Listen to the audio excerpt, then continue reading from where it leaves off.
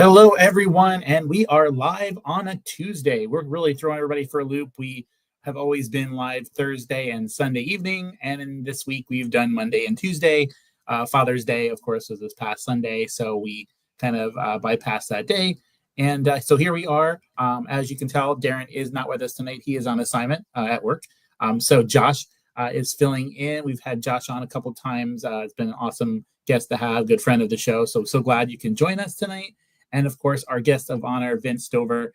We're going to talk from the Sports Stove podcast. Super excited to have you on. We're going to do our first, this is episode number 90, and this is actually our first Milwaukee Brewers episode.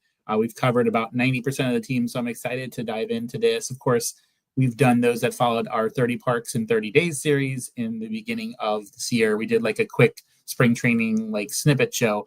But that wasn't really a deep dive. So super excited to chat about that. So Vince, thank you so much for joining us. We're going to have a good time here. But as always, before we dive into our guests and conversation, all that stuff, we got to give a shout out to our folks over at Nashville Tax Solutions and their info there. It's the bottom ticker of your screen. Whether you need to file years of missing returns, a current year return, or you need relief from a tax lien or levy, Nashville Tax Solutions has the solution for you. Don't let tax problems weigh you down. Contact Nashville Tax Solutions today and let them guide you towards a brighter financial future. They can be reached by phone in offices in both Palm Bay and in Fort Pierce at 855-627-4829.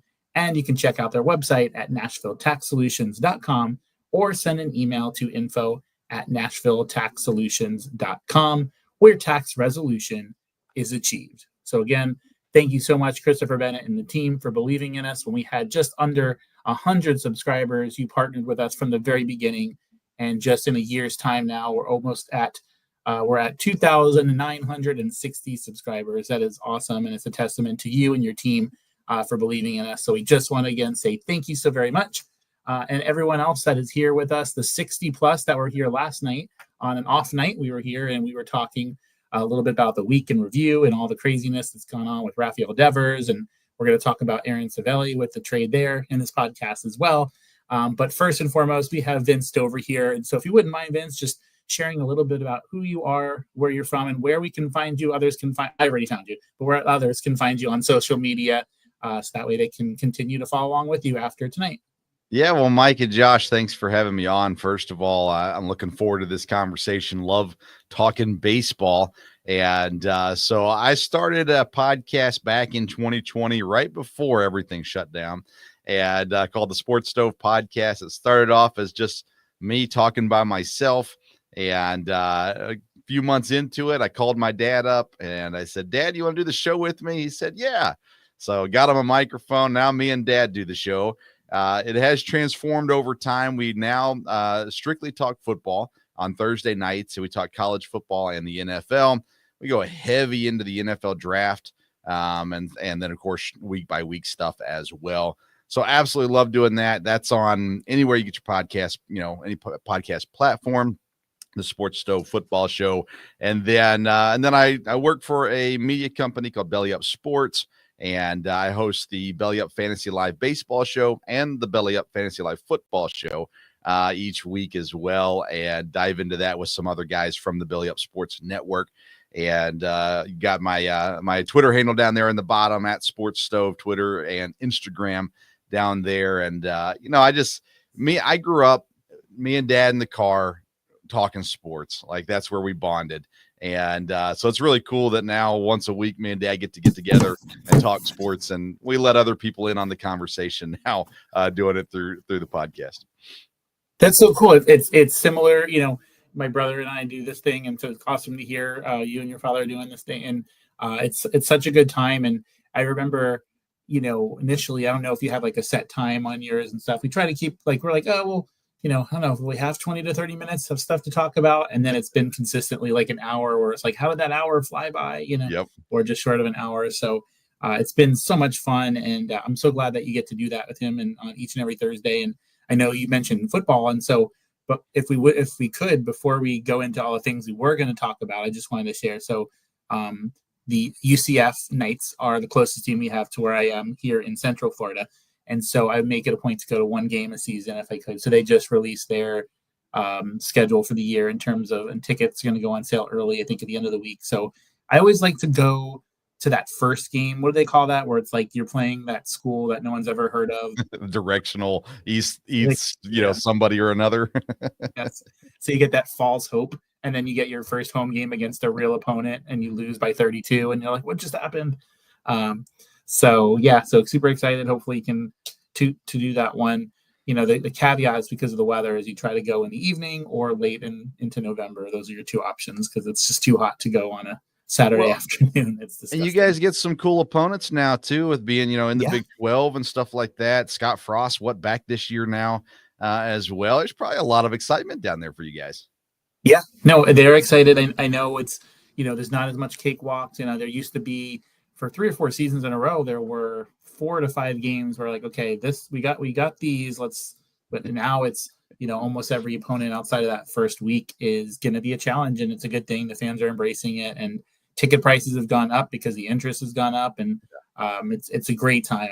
I always look forward to that time of the year. It's kind of like the start of my fall season that we go to a game. So definitely looking forward to. Well, I'll tell you, Mike, for 3 years I covered Eastern Kentucky University, and I had a show where I had a football player that co-hosted with me, and we brought on student athletes every week, and my family just made it part of our family time. We're going to football games on the weekend, baseball games whenever we could make it, basketball games whenever we could make it. And I always encourage people, if you have a local university, especially if it's not, one of the big ones, dive into it. There's so much fun. The players, it's so cool just to get a chance to kind of get to know them a little bit and invest in them a little bit too. I think we don't give college athletes enough props for everything that they do in their sports.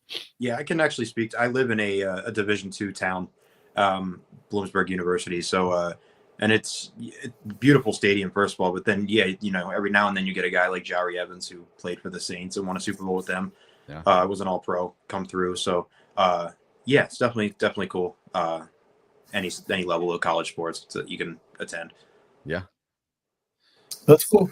Yeah, so looking forward to that. And so much to talk about. Let's dive in first. I mentioned it kind of briefly in the open, but let's talk about quickly that trade with Aaron Savali. So I mentioned the Tampa Bay Rays. My wife is a diehard Rays fan. We watch 90% of the year. We're watching Mets and Rays games. I'm a diehard Mets fan. So the Mets getting swept this past weekend didn't make me feel so good. It was a nice slice of humble pie.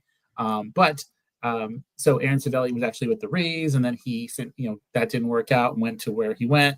And then be careful what you ask for, right? Because he asked for a trade, and now he woke up in the South Side in Chicago. And I find it funny. I don't know if you saw, but his first game, he didn't pitch too bad, but I think there was one at bat or one half inning where 3 really, really bad calls were made at home plate, and the manager lost his mind and got tossed in that game. So, Vince, your just thoughts on when you first heard about that they want to be traded and how quickly it got done.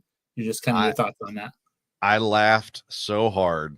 It was the deal where they're moving them to the pen, and I can understand you not being happy with it, but they're in contention, for the division. It's not like it's a bad team or anything. And at some point you just got to say, hey, for the rest of the year, whatever's best for the team. And then in the off season, you can do with whatever you want to do with. But he says, I want to trade. I don't want to go to the pen.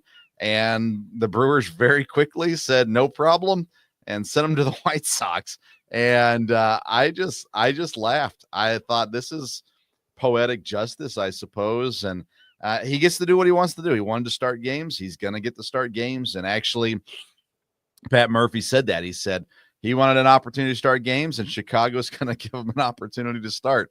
And that's true. He's not going to win very many games down there, but if he cares more about, pitching as a starter, and, again, he pitches well, gets another opportunity somewhere else, maybe all that works out for him. But I did find it very funny that so quickly the Brewers, and listen, the Brewers have talked with the White Sox for the last 3 years about trades, and they haven't always worked out. I know, Luis Robert has been on the Brewers kind of radar there for a while, and it looked like they were going to maybe even get Jimenez last year before he went. I think he went to Baltimore last year, right? So, and so you sit there and you go, they've got a relationship, and it's like they just picked up the phone and said, "Hey, we got a guy who wants to start. Do you want him?" And they said yes.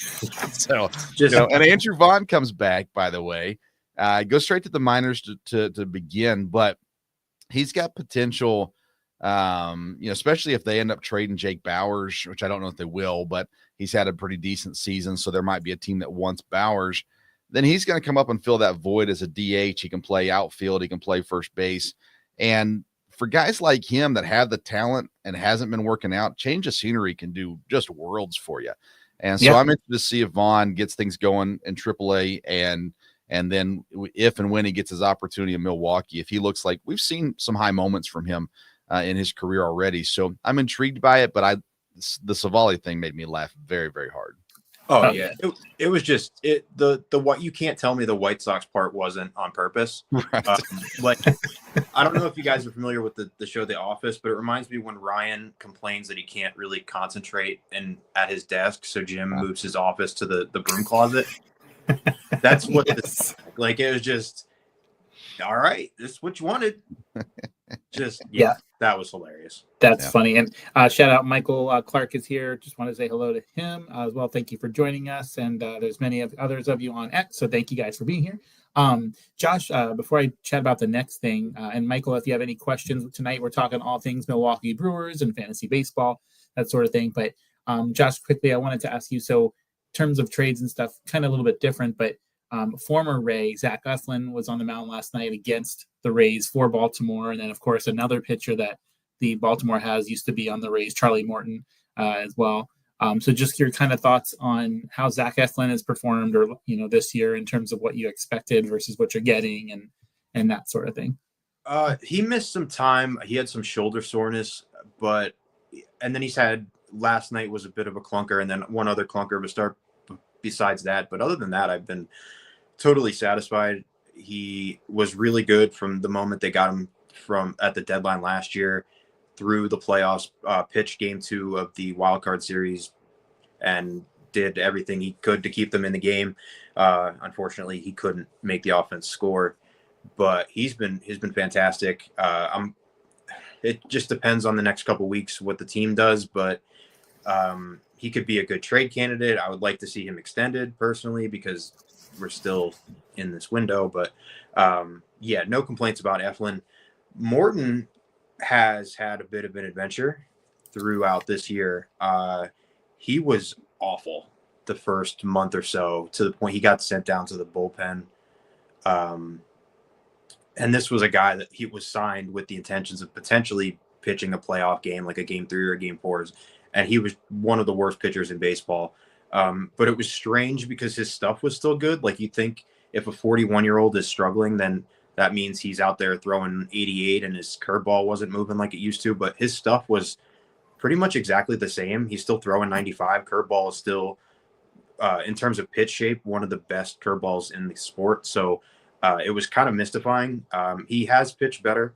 Had, I believe last start, he had 10 strikeouts in his last start against the, oh my God, I can't remember who we played. It was the White Sox.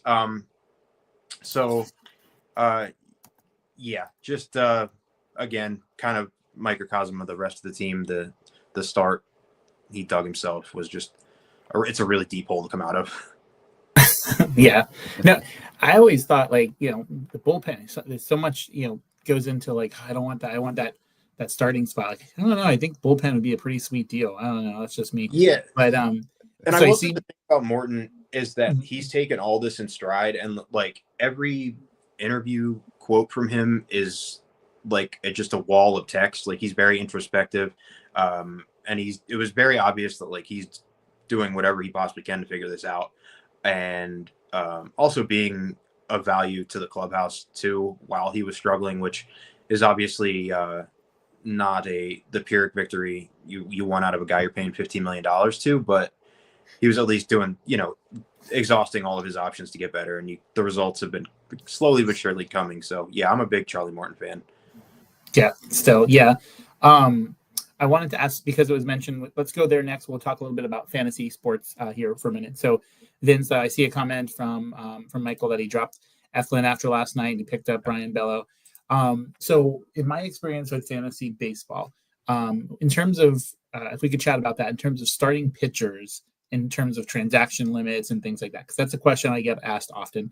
I would always prefer the MLB league where you had a pitching staff and then you had a staff as a backup, because it was always, you wouldn't believe, like, you have to set transaction limits, right? Because some people would go out, like, they would lose their mind. Like, they would drop Justin Verlander in his prime to pick up, a fifth start, John Maine, or just someone that's getting a fifth extra start, and they don't realize how bad that could make it.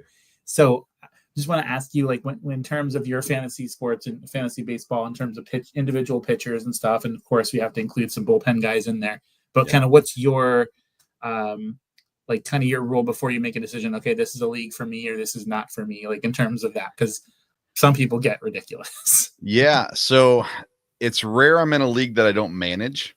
I like to be the manager in the leagues I'm in, so I don't have to worry about anything else. But I am in a couple leagues. So I'm in 5 fantasy baseball leagues this year. 2 of those are dynasty leagues. The other 3 are redrafts. And we've got pitcher limits as far as I think one league is 8 starts a week. The other's 12 starts a week. And then the other leagues are no pitcher limit as far as startings go. And we do have, I think it's 15 moves that you can make a week as far as adding players and things like that. And I'm big on the waiver wire. Like, I'm constantly on the waiver wire.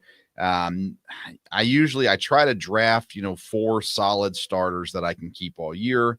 And then from then on out, it's just streamers, guys that I'm playing the matchups with. And then bullpen's huge for me. I refuse to be in a league that doesn't count holds for relievers, and because saves are limited, obviously. Holds there's a lot more options with that, and it makes people pay attention a little bit more as opposed to drafting, setting their lineup, and never looking at it again. So super active on the waiver wire. And I started a league this year where we've got it designated as so many starting pitchers, so many relief pitchers. And you can't just have blanket pitcher, whatever. And I like that too. It makes you think a little bit during the draft and kind of plan it out. I like strategy, so it's fun to strategize a little bit with that too. Charlie Morton is a guy that I refuse to have on my fantasy baseball team, but except for when he's pitching against the White Sox, I'm all in on anybody pitching against the White Sox. Yeah, it was the Angels, not the White Sox. Well, that's a good one too. Yeah. Yes. That's funny. Pitching against the Rockies on the road. You don't want to go at the Rockies, but if the Rockies are on the road and you're pitching against them, that's golden. The A's are always golden. White Sox, Angels. And even like Texas, not Texas this year. Yeah, Texas this year has had low scoring, and it actually works out to, it's not really it is a pitcher's park. So, those are the kind of things I look for when I'm looking at pitchers. So how do you feel about the loop? So I'm in a keeper league so I've been using guys like Clay Holmes, Drew Rasmussen, and Ben Kasparius in relief spots because we don't have holds. Yeah. So how do you feel about that? I think it's smart. I think with any league you're in, you got to know your rules and you got to play them to the fullest. And so the problem I have is when people don't understand the rules of their league and then they're complaining because everybody else is doing things. Well, hey, if it's within the rules, then, live with it. It's just the way it works, and that's the way you have to take every advantage you can possibly get. On ESPN, for instance, they've got a thing where they've got your starter limits, but they'll count any pitcher that goes on the same day as you hit that limit. So if you get to Sunday and you hit your limit with your first pitcher out on Sunday, it'll count the other 3 pitchers you got going that day and overdoes the limit. You play it that way. That's the playoff time. I'm loading up on pitchers on my final day. I'm making sure I don't hit that limit till the final day, and come playoff matchup, I'm running out as many starter pitchers as I can, whether they're good or bad, and taking my chances. I remember the very first time, it was karma. It's my own fault. I remember reading 75% of the rules and doing my first ever non-starting, like full team rotation. It was like individual pitchers. And I went 12-1, and my only loss was literally by 0.3, like 0.3. Like I was right there. Yeah. And you know what feels really good is when you're in the middle of July and you realize you hit your transaction limit for the season. That's so my wins total just kerplunk because I was stuck. Like I was counting on reliever points to get me over hurdles because I didn't have enough starting depth. So needless to say, because I've always thankfully been a really good fantasy player, but that one season really, really, it's like I learned my lesson there. For sure. Well, I do the fantasy baseball show, and so I do these multiple leagues to kind of give content for the show, right? So we've got one league that we host as a show, and we use that as our main talking point. But I was in another league once, and I decided I was going to wait on pitchers as long as I could possibly wait and get everything else covered just to see how it would work out. It did not work out well. Needless to say, I got that league has a relegation. I got relegated out to the minors for a year until I won myself back into the majors this year. But yeah, those pitching and rules and all that kind of stuff when it comes to fantasy, it depends on how like dedicated you are to it. But I find it fun. It's it's a daily thing for me. So I want it to be something I can do daily versus just set a lineup. I want to be able to go waiver wire hunting and do things that can keep me interested in the league. Yeah, waiver wire hunting, holding that guy in your bench a couple of days before he gets called up because he's about to. Yep. That sort of thing. I remember my proudest accomplishment because I've won, I think, more times than I've not. Like I've done really well, but I remember one time something happened where they forgot to include me, and they usually do or whatever, and someone dropped out. So I literally had to build a team after the draft with forget how they made it, but basically they released the team and whatever, and I had to build a team just on waiver wires. Like that's literally it. Like I had to, and I finished third in the league. And when I, in that semifinal round, I got absolutely demolished, but I was proud that I got to third place total. Like that was cool with all a bunch of, felt like the San Francisco Giants team when they won the World Series with a bunch of no names. Like that's felt like my team was, but it worked for a little while. My goal every year is make the playoffs. If I make the playoffs, I can live with it, right? And I'm fortunate in different leagues to be at different levels, but I just want to make the playoffs. That's all I care about.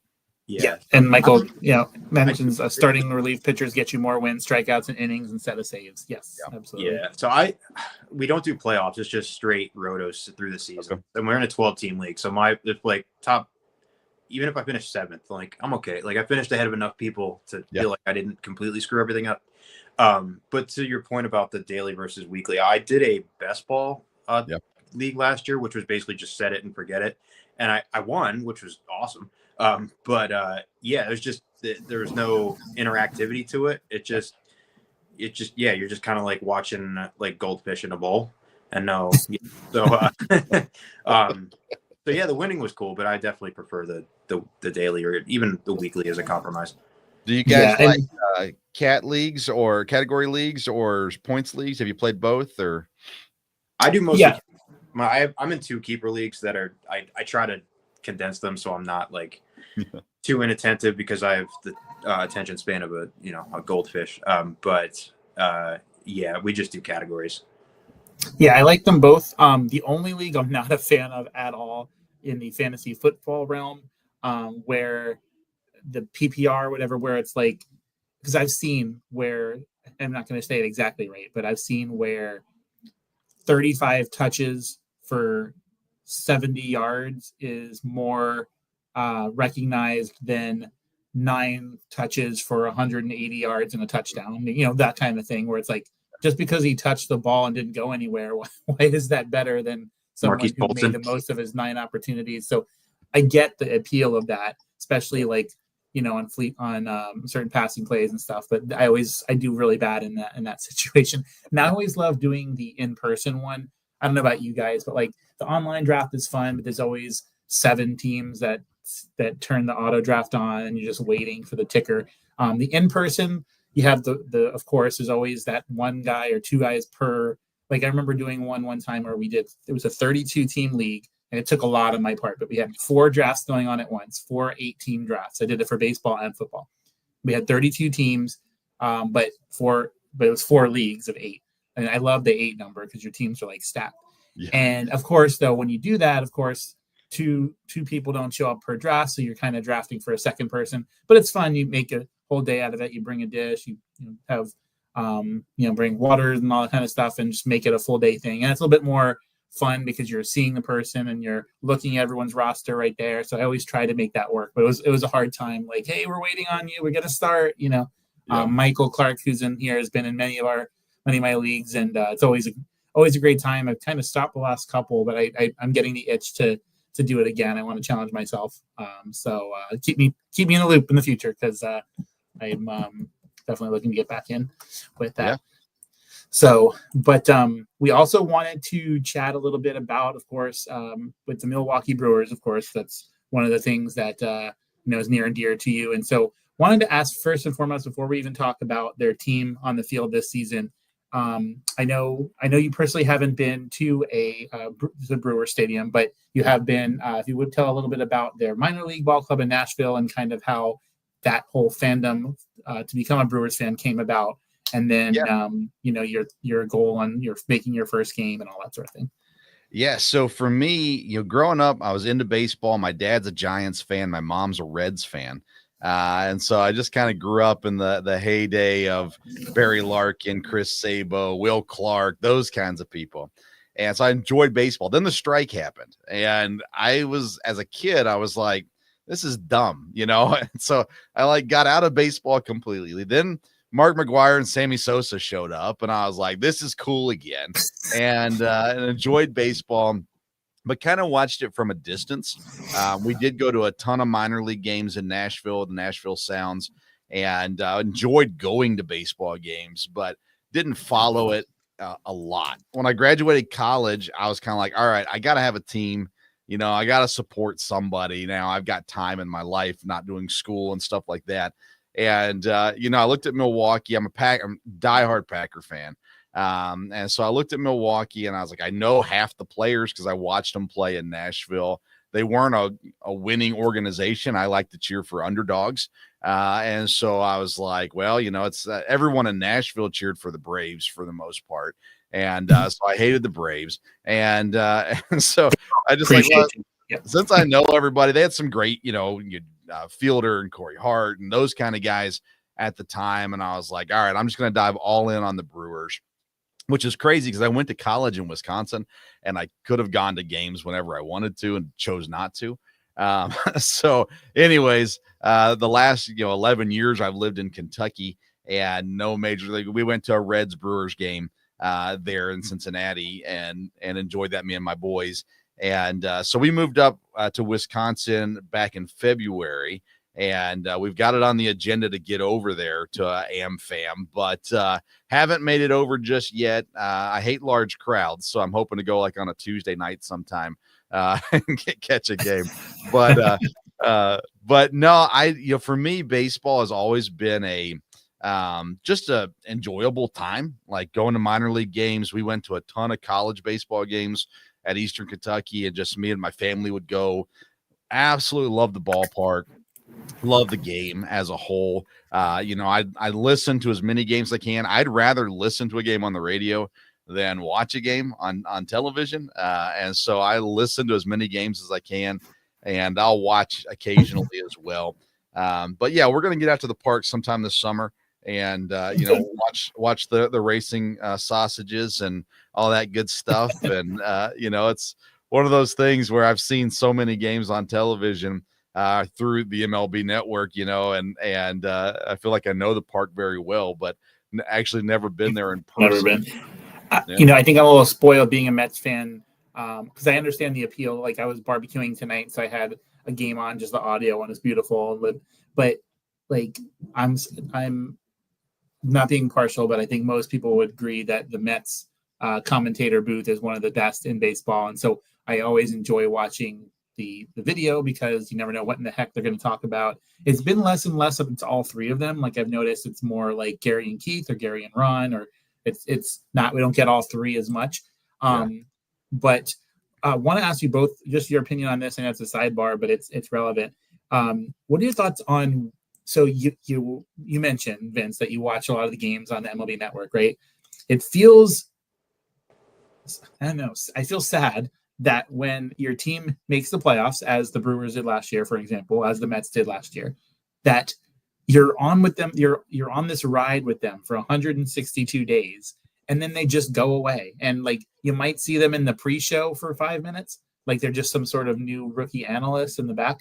But you get these other guys. They're not as bad as the Apple TV games or YouTube games or things like that. But it's just, and no offense to these people, but they're not your people, and you feel there feels like there should be some like reward, like, hey, you made it. Like, I don't know.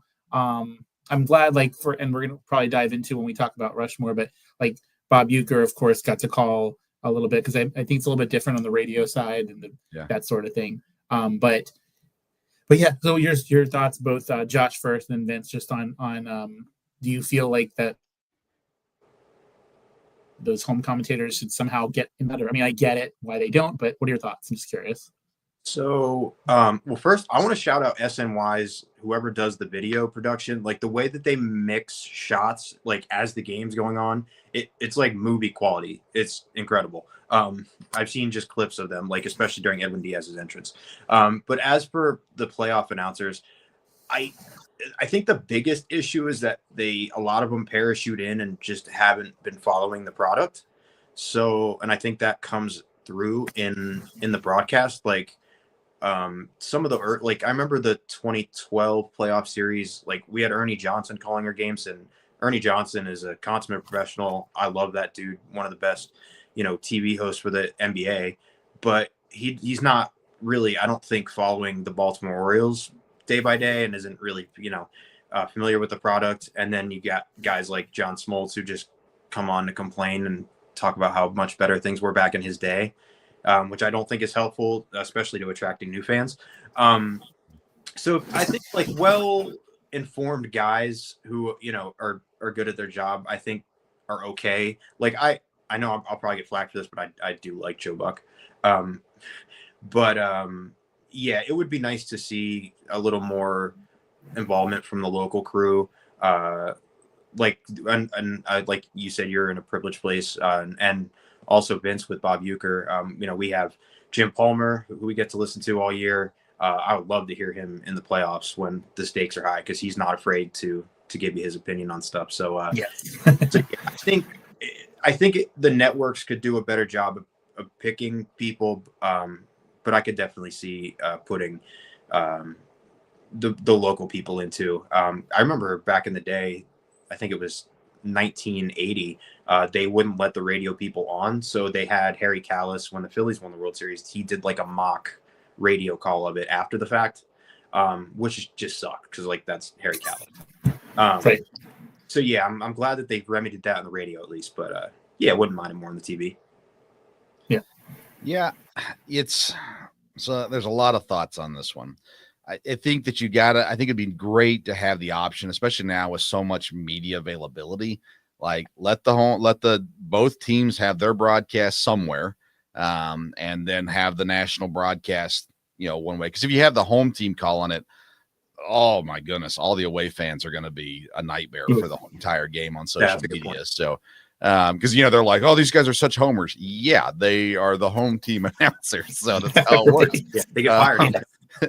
But I love Joe Buck too. I think there's something about a big game having a familiar voice nationally, and it's like you get it on Sunday Night Football or Monday Night Football, those kinds of things too. I think there's something about that, but I think it's good to have the option, because the reality is when you're listening to a game and you hear a guy talking and he says something that you go, no, that's not accurate. You're going with, then they didn't do their homework. And, and that's one of the scariest things I do in talking is saying something that I'm questioning as I'm saying it. I'm thinking, wait, is this right? So that stinks. But Major League Baseball does the worst job at promoting the sport. Yes. And part of that is the blackouts. There should not be Yes. blackouts on MLB TV. No. It's ridiculous. Shouldn't happen, never. Back in, we don't want to get political here, but back in COVID, they had an opportunity to be the highlight and they didn't take it. And they're the most socially distanced sport out there. Like, get them out in the field, play, and make some money. It'd be great. They didn't do it. It took them time. So I think that when you look at that, there's so many things you can look at with Major League Baseball and say, man, they just keep missing opportunities to grow the sport. They got so many superstars right now in the sport. They should be on network TV every weekend. They should have a Saturday game. They should have a Sunday game on network television. And it should be your Gunnar Hendersons, your Ellie De La Cruz, yes, your Bobby Witt. Like, we should see them more often. It shouldn't be just because they're playing the Yankee. Like, we should see these stars. Yeah. So, I think it was a little short-sighted for them because I think they broke up the streaming rights to try to chase more short-term money. Mm-hmm. But it's just really hard to cultivate a fan base. Like, just how many people have you ever heard for being a fan of any sport? They just, like, when you ask them how they became a fan, it's just like, oh, I was just watching the TV one day and just stumbled upon it. And it's really, really hard to do that now. Like, you kind of have to make a conscious choice to tune into these games and know where to go. So, from a cultivating fan standpoint, I definitely think it's misguided. This past weekend, that Mets Rays series I was telling you about, I've watched every Mets game they've had, but because the blackouts, the Rays never sell. I mean, they sort of sell out because it's a smaller venue now, but it's always blacked out. So because the Mets were playing the Rays, I had to watch the Rays broadcast, which we have to pay for separately so my wife can watch the games. So I couldn't watch it on MLB Network. I had to watch local channel, and so it was just weird. Like, not, and now they stunk that whole series, so there wasn't much to cheer about. But it would have been nice to have the home guys there and all that kind of stuff. Yeah. But it is what it is. But yeah, so I know, like, I'm weirdly a Carolina Panthers fan in the NFL, which gets at later. I didn't have a team when they were an expansion team. I just picked them. I was young and I thought they looked cool. And so when I go see their games, because they're blacked out when they play some of the Florida teams, I'm usually like stuck in the corner of the local bar or restaurant because nobody wants to see Panther games. And so anyway, it's a bad thing. It's a bad look to have these blackouts, and you have to wait for 2 hours after the last pitch to watch the game and all that kind of stuff. At least shout out though to the MLB. One thing I do like, I like that they have the like 5 to 6 minute recap, and then they have that like 11 to 12 minute extended condensed. I love the condensed because I want more than just the home run ball, but it's just gonna be. Yes. Now ESPN, I'm so happy that they're no longer going to be on ESPN. They're going to find a new home elsewhere, because not for nothing, we love our football, and I've said this to Darren so many times, but there's nothing more frustrating than in April when there's so much happening in MLB. And if you combine all 15 games of highlights, you get 2 minutes and 8 seconds. Like, you can have an 11-9 final in 11 innings, and you see like one swing and a final. But then they'll spend 42 minutes of the broadcast doing mock draft number 14 for the NFL season. That's not happening until September. And it's like, don't care, or like Michael Jordan. It's like, okay. Yeah, I love football. I just need a break. Like, I like other stuff too, Yes. So hopefully they find a good little home on there. So let's talk about the on-field product for the Brewers this season. I was a little bit worried towards the end of April, early May. Now, they're still not where they need to be, but now they're sitting out only one game back in the wild card behind San Diego, who's came back down to earth just a little bit from their super hot start. They're chasing the Giants as well, and the Phillies, and so they're still in a really good spot. A couple teams behind them, the Reds, Cardinals, and stuff. So how are you feeling, Vince, in terms of where they are now versus where they were a month ago? Like, are you feeling optimistic? Like, it's because it doesn't matter that they weren't division winner by a ton like they were last year. Like, it's just get in. Like, that's all that matters. So what are your thoughts? Are you feeling that they're going to secure that last spot or perhaps higher than that? I'm optimistic. Yes. The consistency has to continue. They've struggled to get innings out of their starters. 13 different pitchers have started a game for Milwaukee this season. But they've had some real highlights in those starts as well. Freddie Peralta's been pitching great, which I'm not the biggest Freddie Peralta guy. Cheer for him. I'm happy for him, but I see him as a number 2 or number 3 starter versus an ace. and they're depending on him to be an ace this year. And so far, he's done pretty good. So I'm happy with that too. Got some young arms that are coming up and pitching really well right now too, which is awesome. I think they're going to have to win the division to get in the playoffs. I don't think a wild card is in the picture for any NL Central team. So you got to catch the Cubs, and you'll have the opportunity to do that by playing the Cubs. Obviously, they're playing this week, so you gotta win those series. You gotta make ground on them that way. And I believe that Craig Counsell is cursed by the baseball gods, so I think the Cubs will fall. But still, I try to be optimistic with the Brewers. And the problem is they'll show up and go on this great offensive run, and then the next thing you know, they won't score for 3 games. So it's like, come on.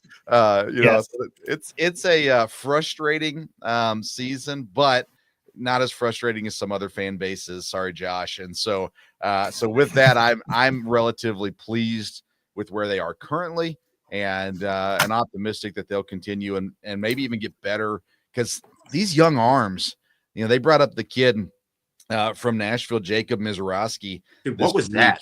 Oh man, it looked amazing. So there's hope there for sure, and we'll see. They got to figure some things out. Yelich has to be consistent. Churio has to be consistent.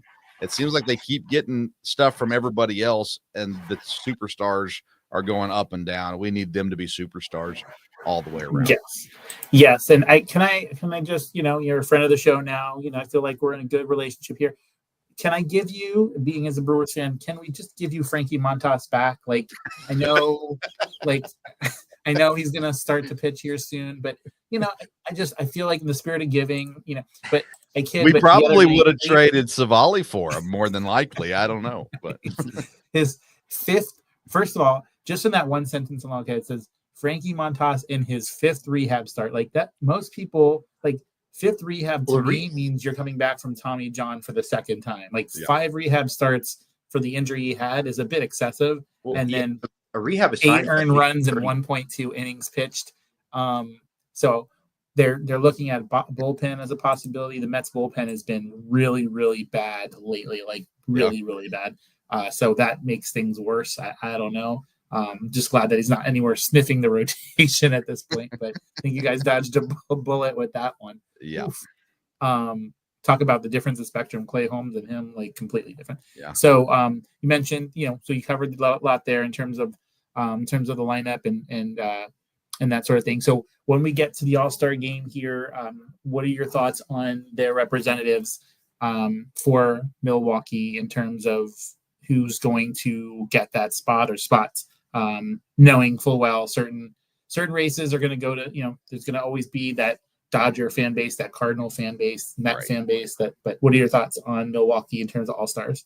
Well, I think Peralta's definitely earned a spot as a pitcher. So I sure hope he gets in. He's been pitching as good as he's ever pitched. So I think that's important. Contreras has the name. He doesn't have the stats this year, but he's got the name, so there's a chance he makes it. It's so hard to say, because I try to take out bias when I'm talking Brewers, and there just hasn't been enough consistency from anybody else really. Bryce Terang's defense is phenomenal, but does that get you into an All-Star game? Probably not. Probably not. But you never know. I mean, you never know. Because Josh, like I think here in 2025, I think you'd agree, gone are the days. Like I think we need to stop looking at the win-loss total so much. Like if anyone, Paul Skeens is kind of like the modern day Jacob deGrom in terms of this. But like you look at Frankie Montas and you look at his win-loss, you're like, oh, it's not 9-1. He's not an all-star. Well, let's look at the other categories. Yes, he is. Yeah. Yes. So the one I always look to, the example is Rick Helling, who pitched for the Rangers back in the 90s. He won 20 games with like a 4.3 or 4.4 ERA or something like that. So yeah, I'm totally on board there. I actually wanted to ask about William Contreras specifically, because I was looking at his batted ball numbers, and I'm a little alarmed because before this season I would have said he was the best catcher in baseball by a slight margin. But yeah, he's just not. hitting for power anymore, and his exit velocities have kind of cratered a bit. So I was just wondering what you've observed watching. So first of all, I think Rushman's the best catcher in the league. And I stick by that fantasy wise. Yeah, I had him ranked above Contreras also. Now, neither one of them have been great fantasy players this year. So I'm a big guy on expectation. And when you're playing with little expectation, you play free, you play loose, and you play well. Then when the expectation comes, how do you handle it? And Contreras is in that spot right now. He came into this year being promoted as one of, if not the best catcher in the league. And his offensive power and things like that were the expectation was different this year for Contreras than it has been in years past. And I think that's weighed on him some. Again, that's just a guess, but to me, that's where it's different now. He's still a leader. He's an important piece of this team, obviously, but they need him to wake up. They need him to start playing good baseball. It was fun watching him and his brother in that series with the Cardinals. He threw his brother out, was trying to steal second, which was fun. They both hit home runs. That was fun too. But I'm not worried yet about Contreras. Give me 2 or 3 weeks after the All-Star break, and then that's when I start getting worried about teams and players as well. And I don't get excited about guys before the All-Star break either. Like you go to the Reds, was it last year, 2 years ago, everyone's like, wow, the Reds are great. I was like, yeah, just give us till the All-Star break. and afterwards they teetered off. So for me, it's always, that's kind of when I start really paying attention to guys and being concerned about guys, is after the All-Star break, give them a week or two. And then, okay. Then I say, even if you've proven to me all year that you're not been having a good season, I'm still going to hold out until after the All-Star break to kind of judge it from there. So as a Brewers fan, I'm not concerned yet for Contreras. I would definitely like to see him play better.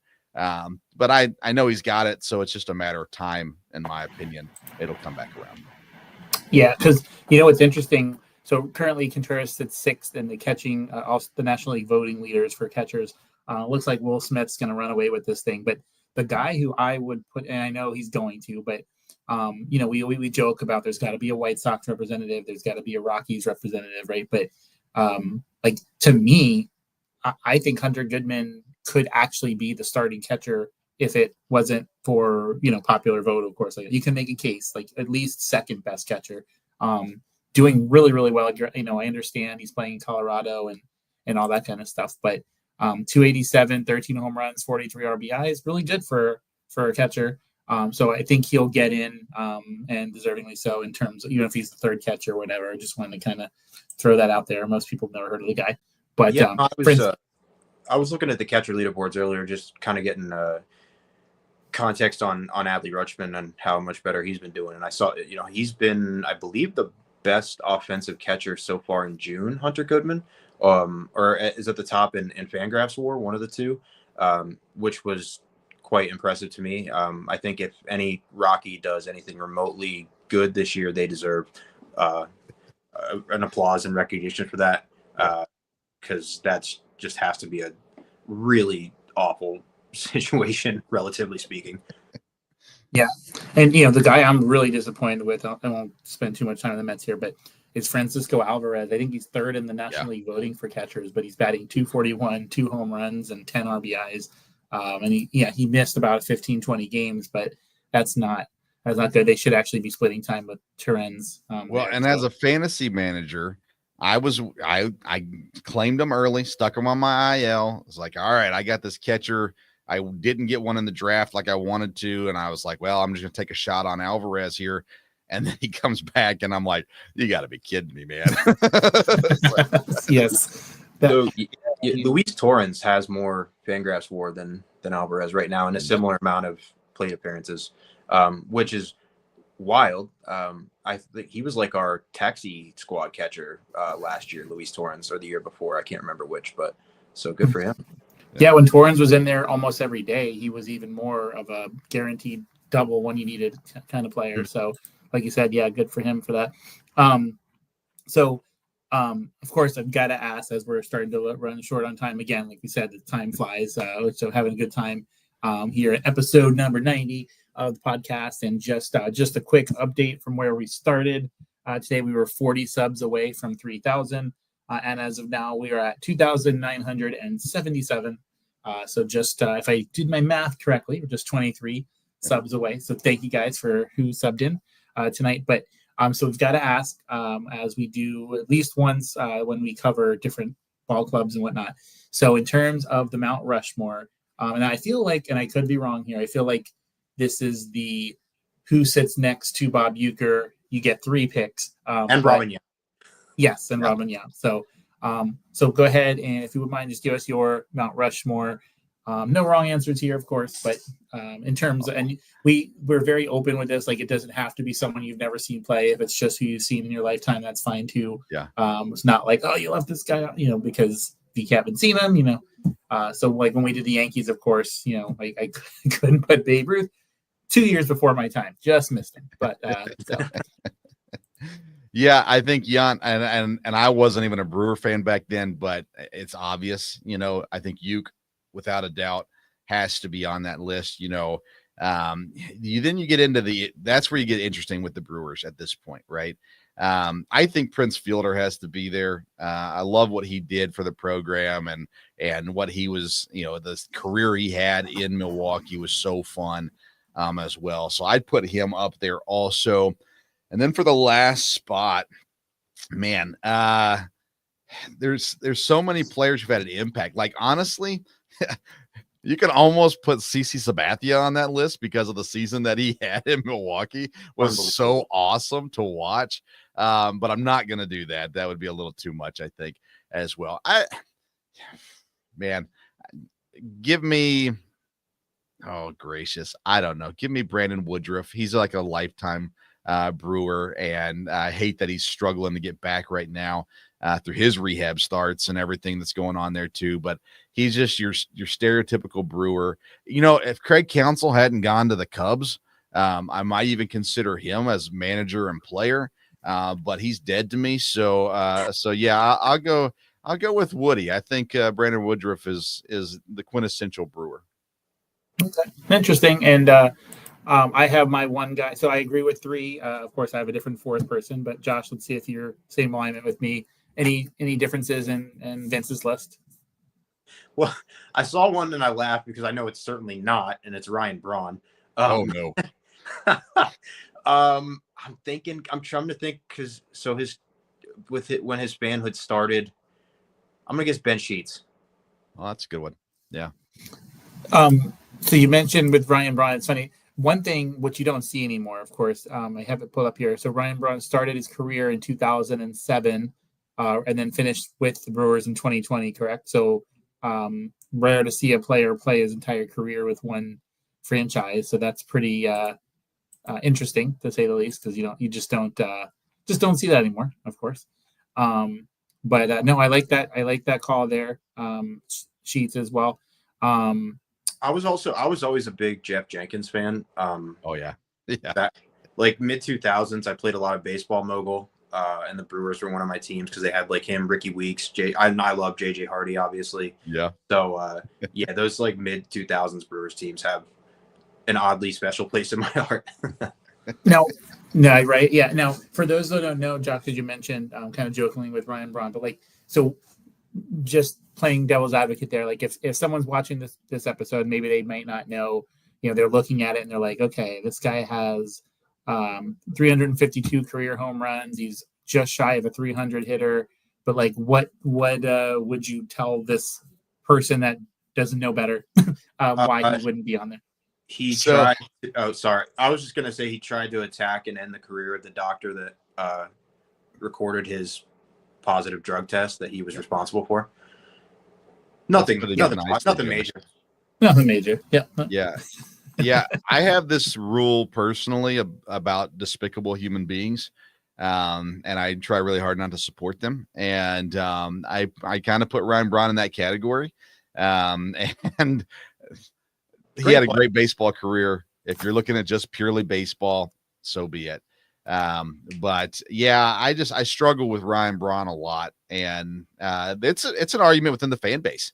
There are people who love Ryan Braun still, and there are people who really don't like Ryan Braun, and I fall in that category. But I don't just I don't erase everything that he did baseball wise, but if I get to choose a face on a mountain, it's not going to be Ryan Braun unless we're doing all-time scumbags. Then maybe. Yeah, and it's funny.